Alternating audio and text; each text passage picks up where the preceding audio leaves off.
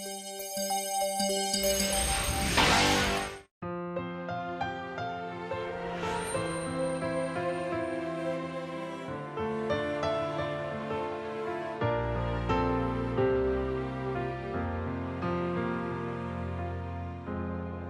sé exactamente qué pasó, que todo de repente ya cambió. En nuestro diariamente lo bonito tristemente terminó. ¿A dónde va nuestro amor? Si cada día se va muriendo la flor de tu alegría, ¿a dónde va nuestro amor? Yo me pregunto, en nuestro cielo hay un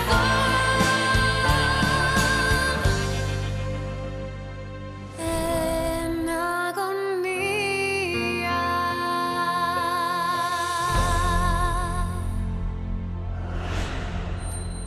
Tatanggapin kita rito kung hindi ka magsasalita ng tungkol kita niya. Asahan niyo po, Sir Pedro. Hindi rin tayo magkakilala.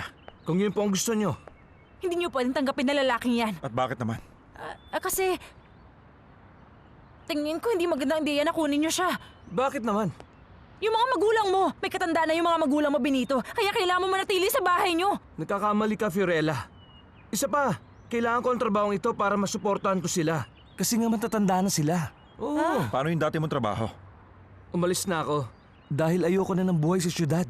Marami na kasing magugulong tao ron. Benito, tingin ko hindi ka nababagay dito. Sir Pedro, baka maging lasinggero lang ako pag hindi mo ko tinanggap. At kapag nangyari yun, baka magsalita ho ako. Sinusubukan mo ba na takutin ako? Banggitin mo lang ang pangalan ni Tanya rito. Ipapatanggal agad kita sa trabaho. Sige po, sir.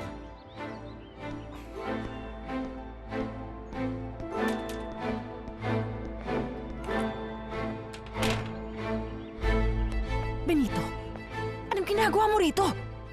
Fiorella, nandito. Huwag ka lalapit sa akin. Alam ko ng pagkakamali ko. At hindi ko na yun uulitin. Ah, talaga? Anong ginagawa mo ngayon? Bakit nandito ka? Pagmamahal ko ito. Huwag ka lalapit sa akin! Baliw ka na, Benito. Wala ka na talaga sa tamang pag-iisip. At huwag mo ako susundan!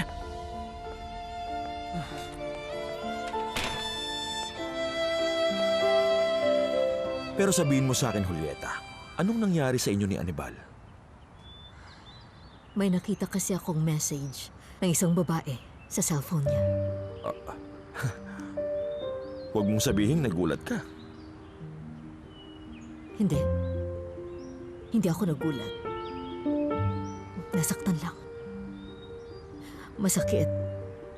Nasasaktan ako dahil nasayang lang ang relasyon namin mag-asawa. Pero bakit tinitiis mo siya?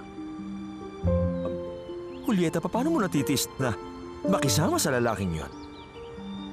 Bakit hindi mo pa siya iwan? Dahil kahit ganun siya, mahal ko pa rin siya, Sergio. Hindi, Julieta. Hindi pagmamahal ang tawag dyan. Sergio, alam mo, Julieta, patawad. Dahil alam kong mali ang mga sinabi ko sa'yo, patawarin mo ako.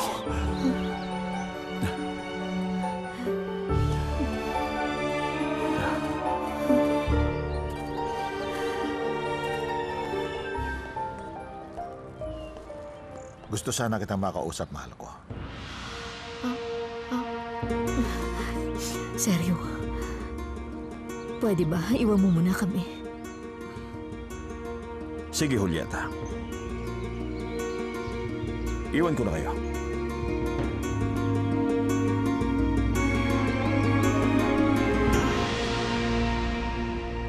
Kumusta? Nandyan ba si Senyor Vittorio? Tinatawagan ko siya pero hindi siya sumasagot. Sa pagkakaalam ko, papunta siya ng Dos Rios. May sasabihin ka ba? Wala naman. Hindi mahalaga. Salamat na lang sa'yo. Okay, sige. Senyor Vittorio, ano pong nangyari sa inyo? Nakikita mo naman, mali ang kamay ko dahil sa aksidente. Mabuti na lang ganito lang ang nangyari sa akin. Ano po ba nangyari sa inyo? Sana maunawaan mo ako, Reynaldo. Dahil isa itong sumpa. Mula nang dumating ang babaeng yon sa buhay ko, puro na ako kamalasan. Sa palagay ko hindi totoo yan. Isa itong babala mula sa langit. Kaya nagdesisyon na ako na hindi ko nahanapin ang dalagang yon. Kalilimutan ko na siya magmula ngayon. Sigurado ba kayo? Oo. Ang totoo, pagod na ako. Sa paghahanap, mas gusto ko ang tahimik na buhay. Siguro nga may magandang dahilan ng Diyos kung bakit nangyari ito. Siguro nga. At siya nga pala, bakit ka narito? Ang totoo, nagpunta ako para sabihin sa inyo na hindi na babalik si Benito para sa trabaho niya. Ang sabi niya, kailangan niya raw ng pagbabago. Nabanggit din niya na siya na raw ang bahalang magpaliwanag sa inyo, Senyor Vittorio. Nako, hindi ko inakalang pati si Benito ay iiwanan ako. Wala nang nangyayaring tama. Tulad ng sinabi ko, mula nang binihag ng dalagang iyon ang puso ko, ang buong kalangitan ay hindi sumasang-ayon sa akin. Ang matandang yun, bakit hindi pa kasi siya mamatay? Pwede bang pumasok? Bala ka! May alam ka ba sa nangyayari? Ang feeling ko, may gumugulo sa mga Italyana at gusto nilang ibunto ng sisi sa atin. Huwag mo sabihin sa akin na ikaw ang naglagay ng gamot ng katulong sa loob ng bag ko, ha? At bakit ko naman gagawin sa'yo yun? Isa pa, chinek mo naman yung laman ng bag mo sa bar, hindi ba? Hindi. Kung ganun, hindi ikaw yung naglagay ng pintura sa sapatos ko. Gael, umayos ka nga. Sa tingin mo, dudumihan ko ang kamay ko para dumihan lang ang sapatos mo, halar! Kaya nga sinasabi ko sa'yo na meron nag-set up sa atin dalawa, Roxana. Ay, kung hindi lang talaga para samahan, umalis na ako sa pamamahay na ito. Dahil hindi ko na kayang tiisin ang mga tao nakatira rito. Gusto mo bang tulungan kita? Ano? Huwag mo nga akong patawanin. Hi, Gael, pwede ba ni? Hindi ka nga nakapagtapos ng pag-aaral tapos ngayon sinasabi mo na tutulungan mo ako, ha?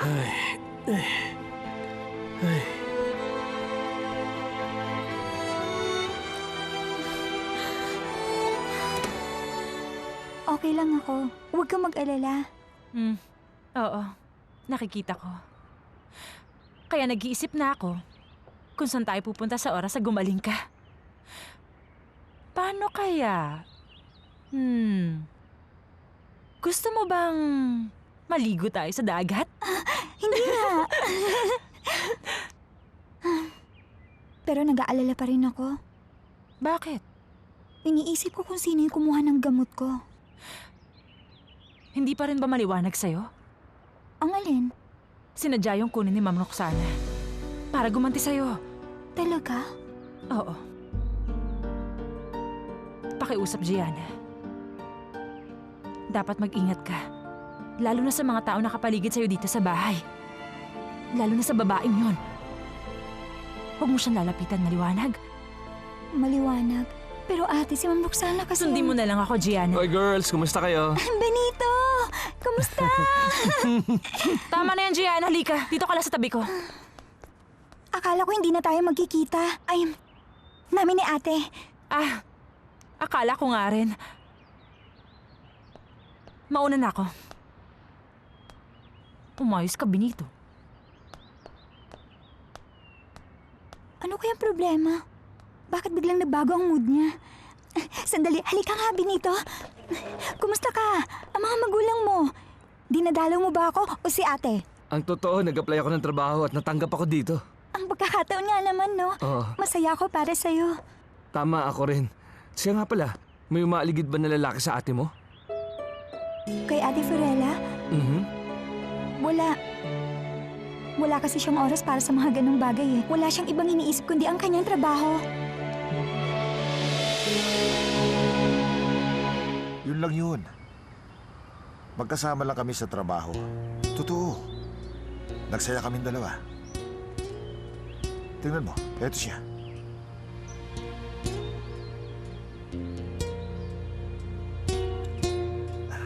Mahal ko, hindi ko magagawa yun sa'yo. Sabihin mo, okay na ba tayo? Oo. Okay na tayo.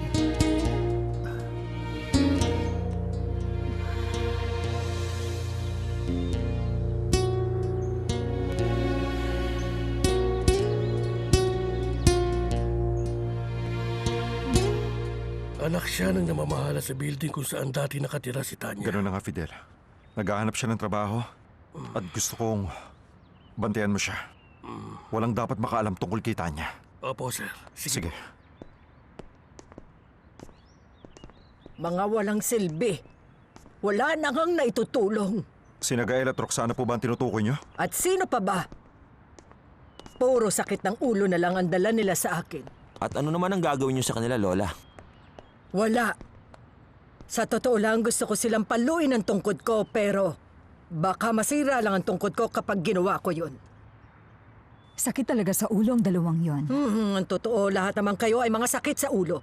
Wala man lang sa inyong nagkukusa na ibigay sa akin ang kagustuhan ng sarili niyang lola. Kahit na, alam niyo naman na yun lang ang tanging bagay na kaya niyong gawin para mapasaya ako. Pero hanggang ngayon, wala pa rin makapagbigay sa akin ng apo sa inyo. Pero Lola, alam niyo naman po na kailangan ko muna ng asawa, di ba? Kaya maghanap ka na. O gusto mo pa ba na ako maghahanap para sa'yo?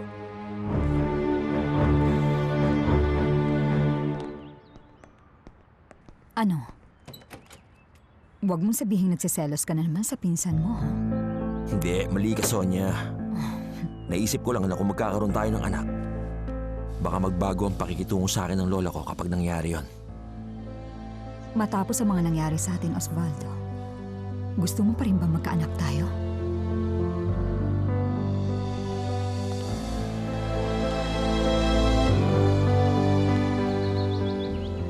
Anong balita, Dante? Itignan ko yung mga video na laman ng security camera. At tignan mo, nakuha ko. Aber?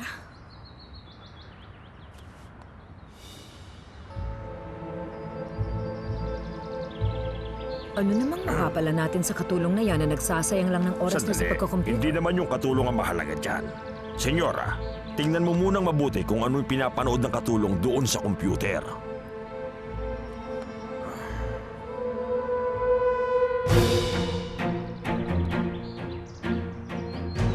Mahilig ako sa mga love stories. Pero sigurado ako magagalit si Osvaldo dahil dito. Ouch! Ay, naku pala, biro ka pala, Benito. Sabi nga nila. Ay, nakakatawa ka. Hindi mo ba sasagutin yan? Nako, hindi. Mamaya ko na lang ito sasagutin kasi nakikipag-usap pa ako sa inyo magagandang binibini kaya hindi ko na lang muna ito papansinin. At saka meron pa ako isang joke. Simona! Mamaya na lang. Sandali lang, Fiorella. May iuutos ako. Bantayan mo yung niluluto namin habang inaayos namin ang kwarto ni Benito. Pero, Aling Joaquina, Fiorella, sandali lang pasensya kami. Kailangan naming umalis. Tara. bilisan niyo lang. Fiorella, pakiusap naman. Pinagsisihan ko na yung ginawa ko sa'yo noon. Maniwala ka, ibang dahilan ng pagpunta ko. Nandito ako para patunayan sa'yo na ako ang lalaking para sa'yo. Benito, sa ngayon, walang lugar sa buhay ko ang mga lalaking tulad mo. Isa pa hanggang ngayon engaged pa rin ako kay Mr. Vittorio. Pakiusap naman. Burahin mo na sa isip mo ang bagay na yan. Bakit ba napakakulit mo, Benito? Benito, halika nga rito. Umalis ka na, Benito. Tawag ka na. Pag-isipan mo, ha? Bilis na, Benito. Umalis ka na. Benito! Benito, yung cellphone mo!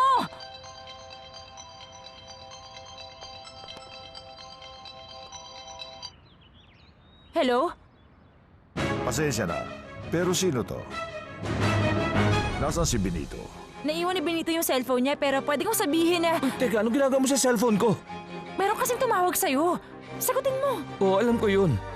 Pero mamaya na lang. Benito, ikaw ba yan? Mali yata yung na-dial ko number.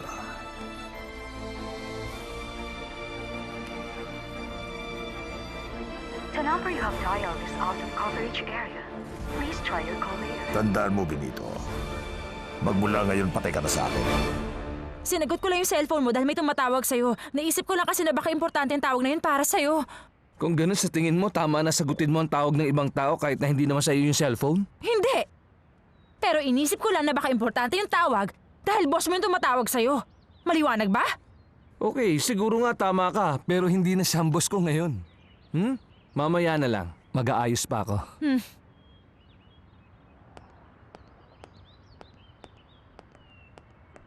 Fiorella, gusto ka raw makita ni Senyora Eloisa. Ako po? Oo, may iba pa bang Fiorella sa bahay na ito? Pero hindi pa rin kita maintindihan, Julieta. Siya pa rin ang asawa ko. Sa totoo lang, naiinis ako sa sinasabi mong excuse, Julieta, dahil para sa akin, isa kang babae na hindi dapat binabaliwala. Gusto mo ba talagang masaktan? Siyempre ayoko. Sinong tao may gusto nun?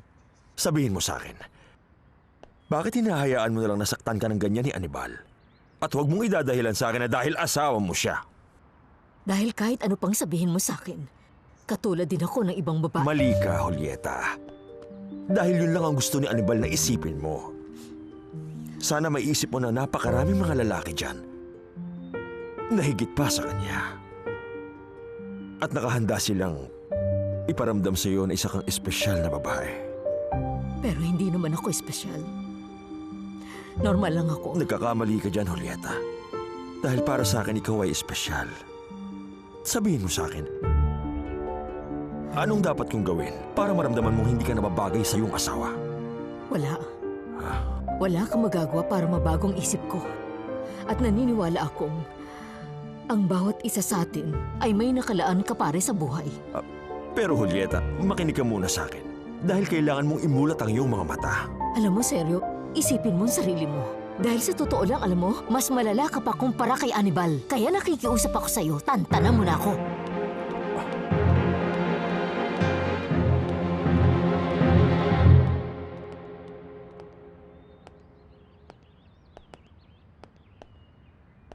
Makinig ka mabuti sa sasabihin ko, Anibal. Gusto ko na igalang mo si Julieta. Dahil maraming iba dyan na mas karapat-dapat para sa kanya. Paliwanag ba yun?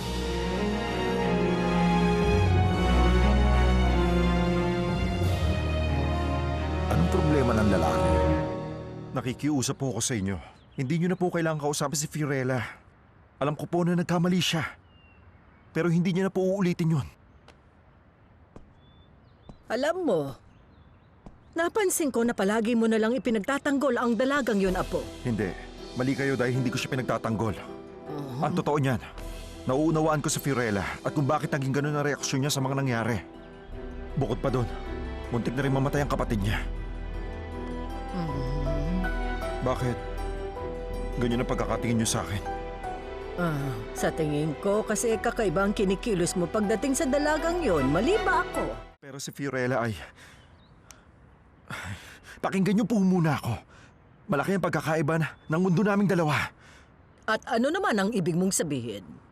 Nakita niyo naman ang ugali ni Fiorella. Pakialamera siya, mababaw ang kaligayahan niya at medyo hirap siya kung umintindi. Magkaiba kaming dalawa. Sa lahat ng mga bagay na binanggit mo sa akin, Apo, yung ba ay pabor sa'yo o kasalungat? Tumuloy ka.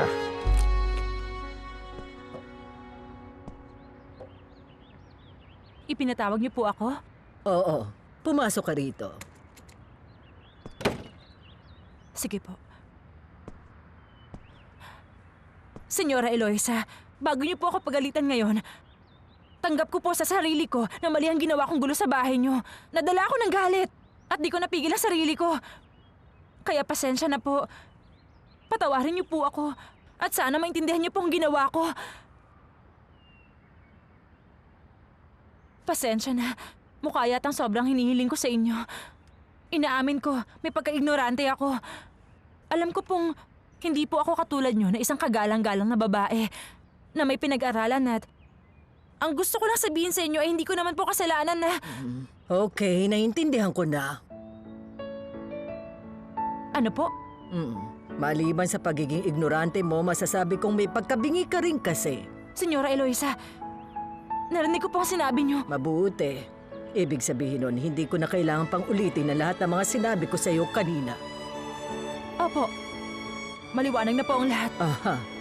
At gusto ko rin na batiin ka dahil sa katapatan at lakas ng loob na ipinakita mo sa akin. Pinahanga mo rin ako dahil ipinaglalaban mo ang mga bagay na sa tingin mo ay tama. Talaga po? Oo naman.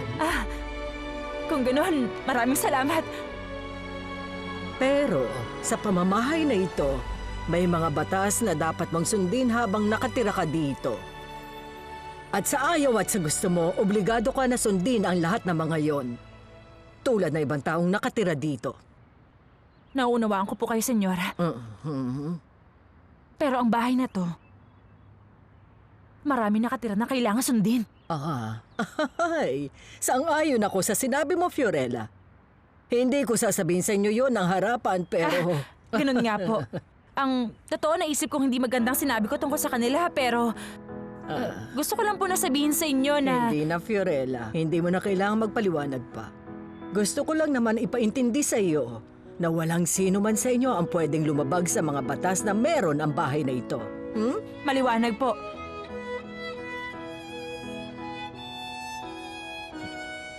Mabuti. Sige na, makakaalis ka na. Talaga po? Oo. Salamat. Maraming salamat po talaga, senyor. Akala ko po pinatawag niyo ako para parusahan sa gulong ginawa ko sa loob ng bahay niyo. Pero salamat po. Salamat po talaga. Sige. Apo, hindi ko pa rin maintindihan kung bakit ayaw mo sa dalagang yon. Natutuwa naman ako sa kanya. Kailangan ko makahanap ng ipapalit ko kay Benito ngayon din. Opo, sir. Ihanda mo yung mga resume sa opisina ko. Bukas na bukas mag-i-interview na ako. Lahat, sir? Oo, lahat ng mga nandoon. Sige po. Masusunod po ngayon din. Hello, Reynaldo. Teka, sino nga ito? Vittorio Dragoni. Kumusta po kayo, Senyor Vittorio? Alam mo ba ang anak mo si Benito ay irresponsable, walang galang at walang utang na loob? Hindi niya sinasagot ang mga tawag ko. Kung ganon, ako na po mismo ang humihingi ng tawad para sa anak ko. Pero mali talaga ang ginawa niya sa akin. Nag-resign siya ng basta-basta. Hindi niya sinasagot ang mga tawag ko. Kayo na po ang bahalang magpapasensya. Sabihin mo kay Benito wala na siyang babalik ang trabaho dito. Sige po, Senyor Vittorio. Kaya nga, ako na po ang humihingi ng dispensa para sa anak ko. Reynaldo, huwag mo sabihin yan. Si Benito ang dapat gumawa niyan dahil siya ang nagsimula ng problemang ito. Alam ko po, pero nahihiya pa rin po ako sa mga ginawa ng anak ko sa inyo. Ano ka ba, Reynaldo? Huwag na natin pag-usapan yan. Ang totoo, tinawagan kita dahil gusto kitang yayain na samahan ako at uminom ngayon. Wala kang alalahanin sa gastos. Talaga pong napakabait ninyo, Senyor Vittorio. Ikumusta mo na lang ako sa iyong asawa. Aasahan ko ang pagdating mo. Sige po. Sige po, Senyor Vittorio. Ako na po ang bahala. Makakaasa po kayo. Anong sabi niya? Adela, galit na galit si Senyor Vittorio. Tinatawagan niya raw si Benito pero hindi raw sinasagot ng anak natin ang mga tawag niya. Ang totoo, ganun din naman ang gagawin ko. Sa tingin mo, hinahanap pa rin niya sa Fiorella? Hindi na. Lalo na nung mangyari yung aksidente. Iniisip niya na isa na yung hudyat para tumigil na siya sa paghahanap. Ay, magandang balita yan. Maganda lang para kay Benito. Pero alam mo, Adela, hindi ko mapigilan ang sarili ko na isiping mali ang ginagawa nating paglilihim ng mga bagay kay Senyor Vittorio. Alam naman nating pareho na naging napakabait niya kay Benito. Habang nagtatrabaho pa siya doon sa ano ka ba Italian naman, restaurant, Reynaldo? at naiisip Pwede ko ba pa rin ang tigilan mo na napakalaki pag-isip niyang ng boses tulad ganyan? ng... Ayoko nang isipin pa kung anong gagawin niya sa anak natin si Benito pag nalaman niya ang lahat. Ako rin, tama ka. Pero isipin mo na lang kasi kung paano iniwan ni Benito ang trabaho niya, di ba? Ilang taon sila nagkasama ni Senyor Vittorio at nagtrabaho siya na maayos tapos bigla na lang siya kaalis ng walang paalam. Ang totoo, hindi ko alam ang gagawin pero alam mo, mahal ko. Ganun nga siguro ang pag-ibig. Kapag nakita mo na ang Reyna, tulad mo, hindi na siguro mahalaga ang ibang bagay sa'yo. Basta kasama mo, mahal mo. Ano ka ba? Bakit tinatawanan mo ako ng ganyan? Ang totoo, ayoko na napakatagal nga. na nung huli mo akong hinalikan ng ganun. Kaya bahala sige ka. na, Ay, Reynaldo. Sige na, isa pa.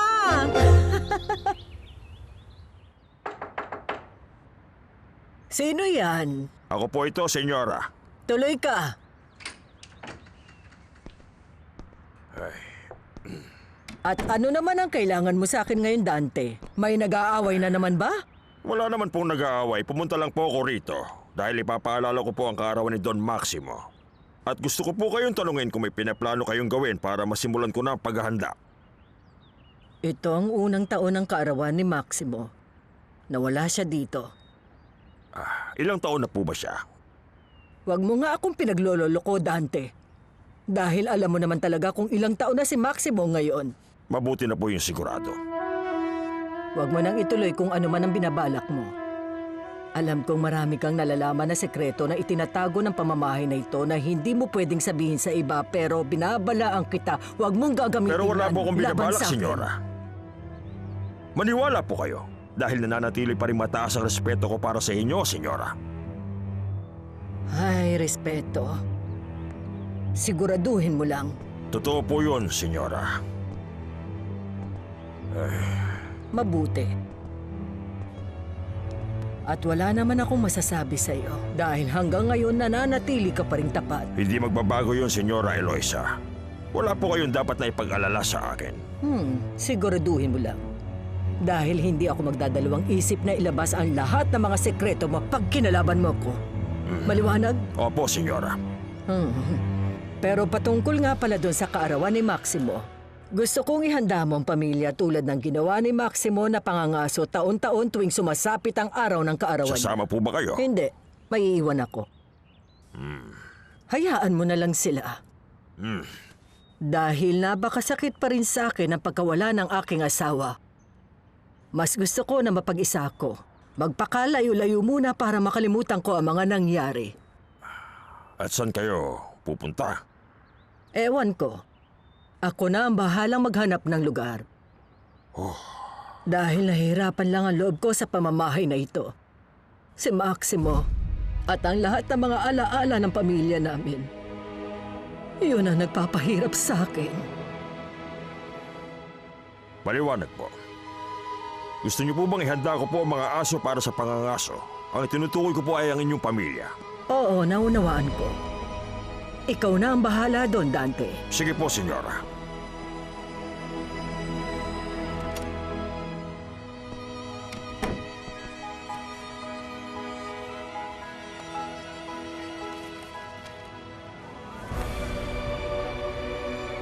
Naway napatawad na ako ng Diyos. Nagawa ko lang yun dahil mahal kita.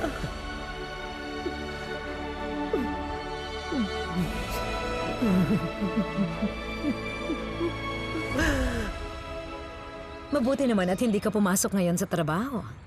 Dahil nakikita ko na napakahusay mo talaga na magpanggap dahil meron kang natatanging kakayahan para, makuha mo ang atensyon ng mga tao sa paligid mo. Pero wala kasi kaming pasok ngayon dahil sa fumigation. Okay, mabuti na rin. Para malinis na rin yung lugar, ha? Aha, tama. Anong kailangan mo? Kailangan ko? Oo. Alam mo, nag-aalala ko sa'yo. At bakit ka naman nag-aalala sa akin? Alam mo kasi, napansin ko na hindi maganda ang takbo ng relasyon niyo ni Osvaldo ngayon. Labas ka na sa relasyon naming dalawa. Kaya huwag kang magkakamali ng pakialaman ng relasyon. Hindi nagkakamali ka dahil hindi ako makikialam sa inyo. Napansin ko lang kasi dahil nakatira nga tayo sa iisang bahay lang. Kaya natanong kita at gusto ko lang kumustahin ka. Kung ganon, relax ka lang. Dahil wala namang kaming problemang dalawa. Mabuti. Okay, kung ganon maiwan na kita dyan, Sonia. Masaya ako para sa'yo, ha? Pero sana lang mag-iingat ka, Sonia. Yun lang.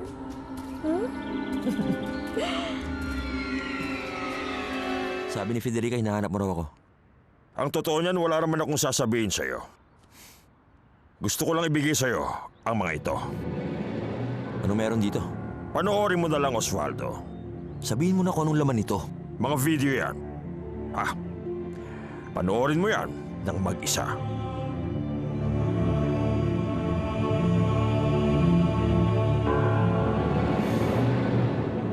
Sabi ko na nga ba't dito ko lang makikita ang katulong na to eh.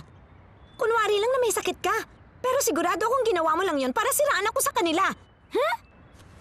Hindi ko alam ang sinasabi mo, ma'am. Dahil mali ang hinala mo. Sa palagay mo, bakit ko naman naaksayin ang oras ko para siraan ng isang baliw na katulad mo, ha? Tinawag mo akong baliw, ha? Sinong baliw sa atin na naman ngayon, ha?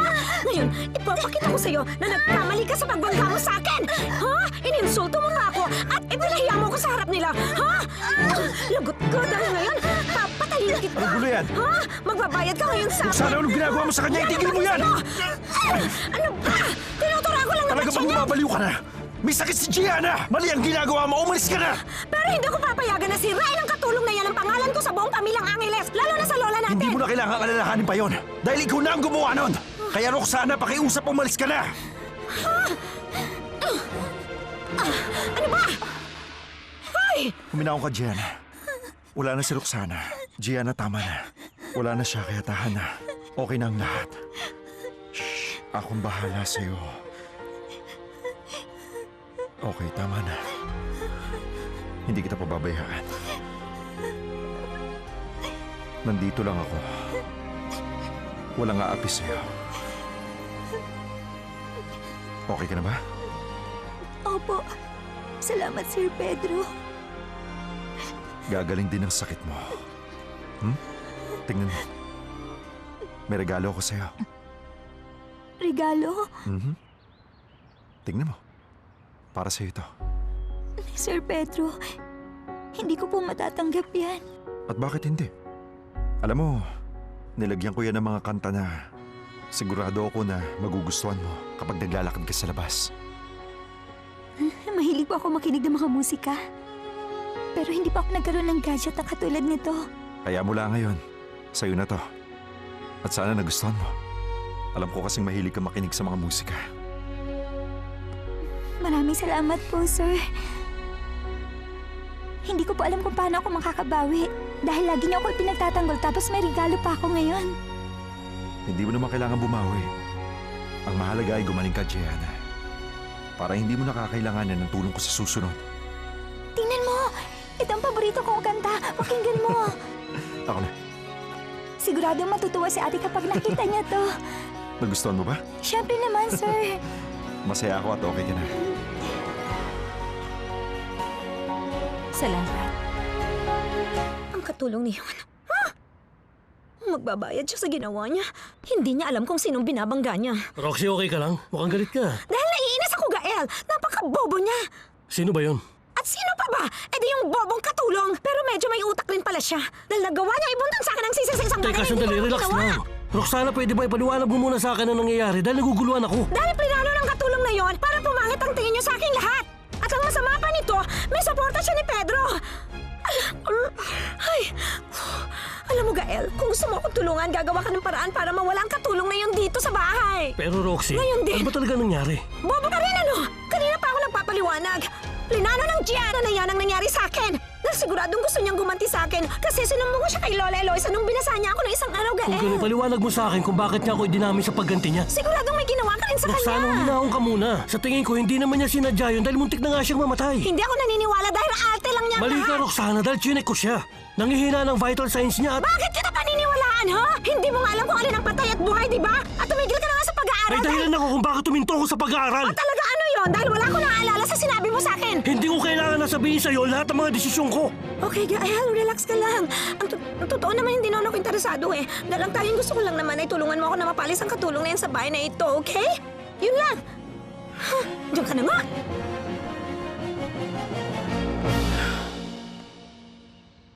Masaya akong makilala si Fiorella, hindi dahil sa tinutulungan niya ako sa mga gawaing bahay sa apartment. May kakaiba siyang katangian na kinaiingitan ko. Masaya siya sa buhay niya at punong-puno ng kaligayahan si Fiorella. Kaya naman maraming mga tao ang natutuwa sa kanya. Hindi tulad ko, punong-puno ako ng kalungkutan. At kung sakali man na hindi kami magkatuluyan ni Pedro, mas gugustuhin ko na mapunta siya sa isang dalaga na katulad ni Fiorella. Ay, Tanya.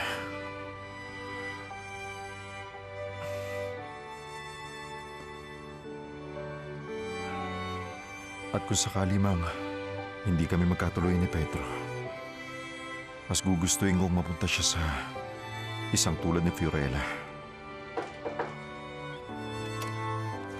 Pwede pumasok? Ano yan? Pedro?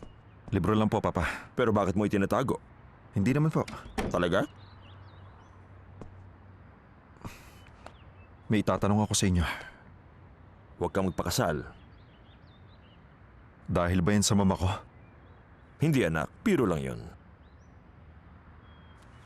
Papa, bakit yung pinakasalan si mama kung hindi naman pala siya gusto ni Lola?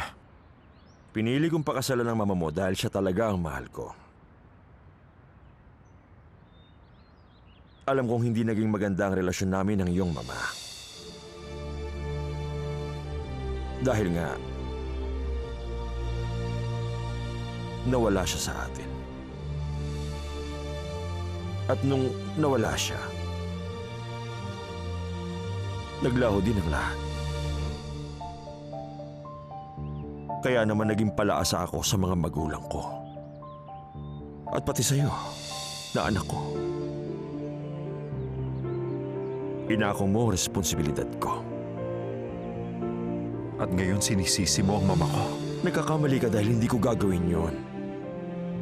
Pero Pedro, bakit mo tinatanong sa akin ang mga ito? Naging masaya ba kayo sa piling niya? Sa aking mama? Talagang napakasaya ko noon, anak ko.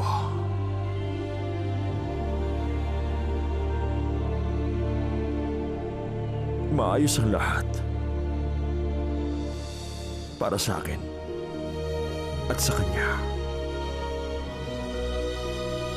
Masaya ang lahat. Talaga? Totoo yun, anak.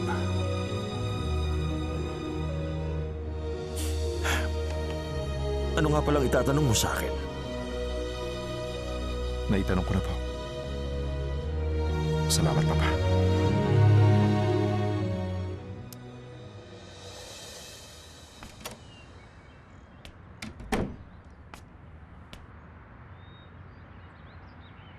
Anong ginagawa mo? Wala naman. At ikaw? Nag-sunbathing sa labas.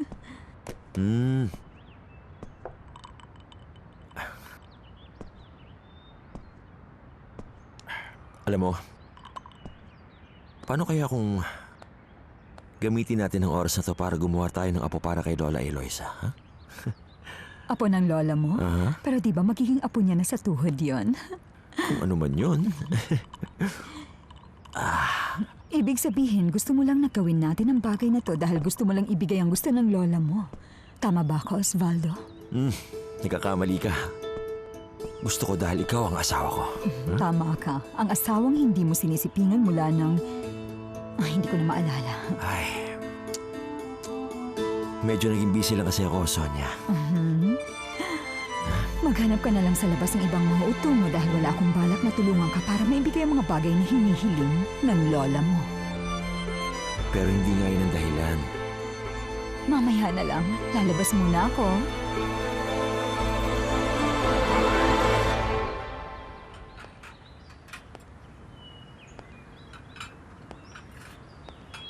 Alam mo ba, Fiorella, gumanda ang hardin na ito mula nang dumating ka rito. Saan ka nga pala sa Italy? Sa South. Dun ba? Napakaganda ron. Dahil sa parting yun ng Italy, mararamdaman mo ang pagiging romantiko ng buong lugar. Masarap din ang mga pagkain. Pero ang pinakamasarap ay ang mga babae. Pwede ba? At ikaw ang patunay nun. Salamat. Huwag ka matakot. Hindi. Hindi ako natatakot. Dahil ikaw ang dapat matakot. Kay kamatayan. Okay ka, magaling ka pala magpatawa. Salamat. Namimiss mo na siguro ang Italiano. Oo. Normal lang naman na mamiss ko yun, di ba? Alam mo, pwede naman kitang dalhin kahit saan para lang uminom ng wine.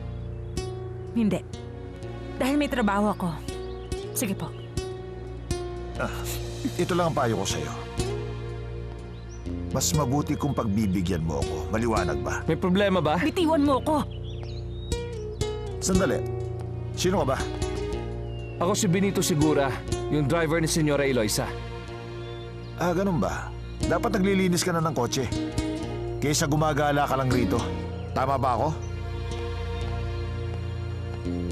Baliw ng isang yun. Okay ka lang? Oo, Benito. Okay ako, salamat.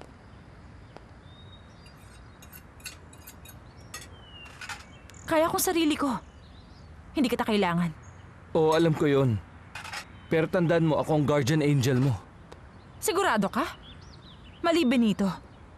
Hindi ka isang anghel dahil isa kang demonyo. Isang demonyo na lagi nakabundot sa akin. Kaya ko na sarili ko. Umalis ka na. Salamat.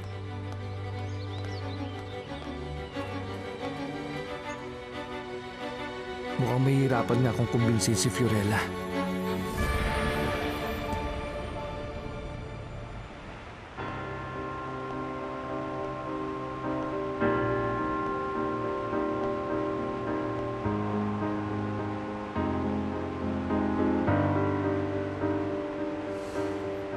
Patawarin mo ako sa nangyari, Tanya. Alam mo, hindi ko ginusto yon. Akala ko, maililigtas kita pero...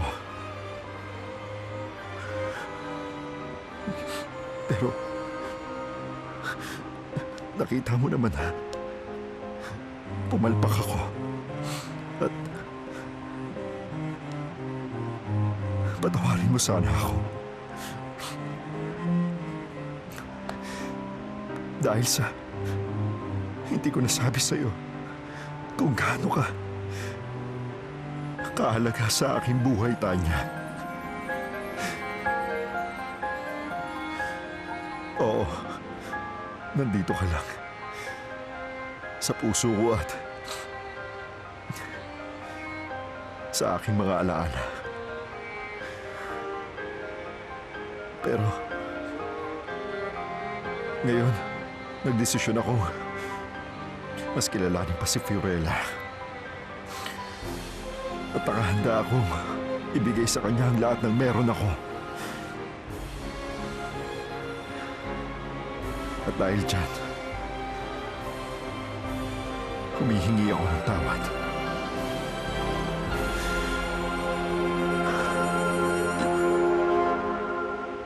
Hindi kita iiwanang mag-isa sa laban nito. Pwede ba kitang dalhan ng gamot mo? Hindi na kailangan. Okay lang ako. Huwag mo na akong alalahanin pa. Aalis na po ako. Gusto ko pa rin subukan at saka isugal ang lahat para kay Fiorella. Fiorella,